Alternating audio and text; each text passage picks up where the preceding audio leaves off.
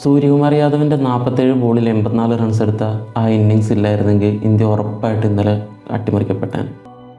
World cup ഒട്ടും ഈസിയല്ല ഒരു ടീമിനും എന്ന സൂചനയാണ് ഇന്നലത്തെ കളി നൽകുന്നത്.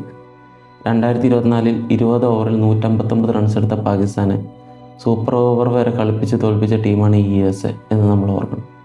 അതും താരതമ്യേന ബോളിംഗ് ട്രാക്കായ USA മണ്ണിൽ വെച്ച് തന്നെ. ഇന്നലെ ഇന്ത്യ ബാറ്റിംഗ് പാരഡൈസായ വാങ്കഡേസ് 161 റൺസ് മാത്രമാണ് സ്കോർ ചെയ്തത്.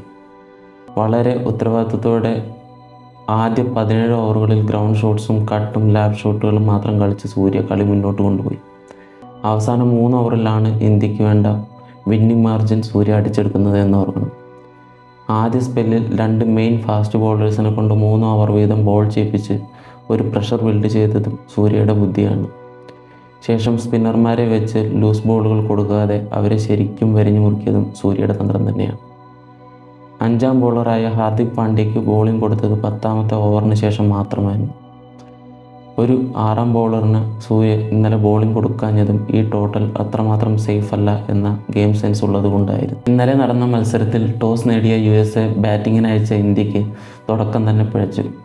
മുംബൈയിലെ സ്വന്തം കാണികൾക്ക് മുന്നിൽ കളിക്കാനിറങ്ങിയ ഇന്ത്യൻ ബാറ്റർമാർ USA ബോളർമാരുടെ കൃത്യതയാർന്ന സ്പെല്ലുകൾക്ക് മുന്നിൽ പതറി.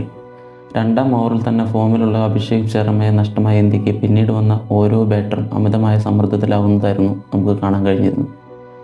ഇഷാൻ കിഷൻ 20, തിലക് വർമ്മ 25 എന്നിവർ തുടക്കമിട്ടെങ്കിലും വലിയ സ്കോറിലേക്ക് എത്താൻ അവർക്കുമായില്ല. ശിവൻ ദുബെ 0, ഹാർദിക് പാണ്ഡ്യ 5, റിങ്കു സിംഗ് 6 എന്നിവർ പരാജയപ്പെട്ടതോടെ ഇന്ത്യ 77-ന് 6 വിക്കറ്റ് എന്ന ദയനീയ അവസ്ഥയിലേക്ക് കൂപ്പുകുത്തി. ലോക ചാമ്പ്യന്മാരായ ഇന്ത്യയെ USA നാണം കെടുത്തുമോ എന്ന ഭയം ആരാധകരിൽ നിഴലിച്ച ഒരു നിമിഷം തന്നെയായിരുന്നു അത്. ഇന്ത്യൻ സ്കോർ ബോർഡ് വിയർക്കുമ്പോഴാണ് ക്യാപ്റ്റൻ സൂര്യകുമാർ യാദവ് ക്രീസിലെത്തുന്നത്. അവിടെ നിന്ന് അദ്ദേഹം കളിച്ച 49 പന്തുകൾ ഇന്ത്യയുടെ ലോകകപ്പ് ക്യാമ്പയിൻ്റെ ഗതി തന്നെ മാറ്റുന്നതായിരുന്നു. ആകെ എടുത്ത റൺസ് 84 റൺസ്, നേരിട്ട പന്തുകൾ 49, ബൗണ്ടറികൾ 10 4, 4 സിക്സറുകൾ, സ്ട്രൈക്ക് റേറ്റ് 171.43. ഒരു വശത്ത് വിക്കറ്റുകൾ ഓരോന്നായി പൊഴിയുമ്പോൾ സാധാരണയായി ബാറ്റർമാർ 2 രീതിയിലാണ് പ്രതികരിക്കാറുള്ളത്. ഒന്നുകിൽ പ്രതിരോധത്തിലാവുക, അല്ലെങ്കിൽ തകർത്തടിച്ച് കളി തിരിച്ചു പിടിക്കാൻ ശ്രമിക്കുക. എന്നാൽ സൂര്യകുമാർ യാദവ് ഈ 2 ശൈലികളെയും പക്വതയോടെ സമന്വയിപ്പിച്ചു. സൂര്യ തൻ്റെ പതിവ് മിസ്റ്റർ 360 ഡിഗ്രി ശൈലി തുടക്കത്തിൽ തന്നെ മാറ്റിവെച്ചു. ക്രീസിലെത്തിയ ആദ്യ 13 പന്തിൽ അദ്ദേഹം നേടിയത് വെറും 7 റൺസ് മാത്രമായിരുന്നു. വിക്കറ്റിൻ്റെ സ്വഭാവം മനസ്സിലാക്കാനും ബോളർമാർക്ക് പിച്ചിൽ നിന്ന് ലഭിക്കുന്ന ആനുകൂല്യം എത്രത്തോളം ഉണ്ടെന്ന് വിലയിരുത്താനും അദ്ദേഹം സമയം കണ്ടെത്തി. റൺ റേറ്റിനേക്കാൾ ഉപരിയായി 20 ഓവർ വരെ ക്രീസിൽ നിൽക്കുക എന്നതായിരുന്നു അദ്ദേഹത്തിൻ്റെ പ്രാഥമിക ലക്ഷ്യം. മത്സരത്തിനിടയിലെ ഇടവേളകളിൽ ഹെഡ് കോച്ച് ഗൗതം ഗംഭീർ നൽകിയ ഉപദേശം സൂര്യ കൃത്യമായി പാലിച്ചു എന്ന് വേണം മനസ്സിലാക്കാൻ. അവസാന ഓവർ വരെ ക്രീസിൽ നിൽക്കുക, നിനക്ക് ഏത് സമയത്തും സ്കോർ വേഗത്തിലാക്കാൻ കഴിയും എന്നായിരിക്കണം ഗംഭീർ പറഞ്ഞിട്ടുണ്ടാവുക. ഇതും മനസ്സിൽ വെച്ചുകൊണ്ട് വാലറ്റക്കാരെ കൂട്ടുപിടിച്ച് സ്ട്രൈക്ക് റൊട്ടേറ്റ് ചെയ്യുന്നതിലായിരുന്നു സൂര്യ പിന്നീട് ശ്രദ്ധിച്ചത്. പന്ത് പിച്ചിൽ കുത്തി സ്പിൻ ചെയ്യുകയും ബാറ്റിങ്ങിന് അല്പം പ്രയാസകരമാവുകയും ചെയ്തപ്പോൾ സൂര്യ ഹൊറിസോണ്ടൽ ബാറ്റ് ഷോട്ടുകൾ ഉപയോഗിച്ചു.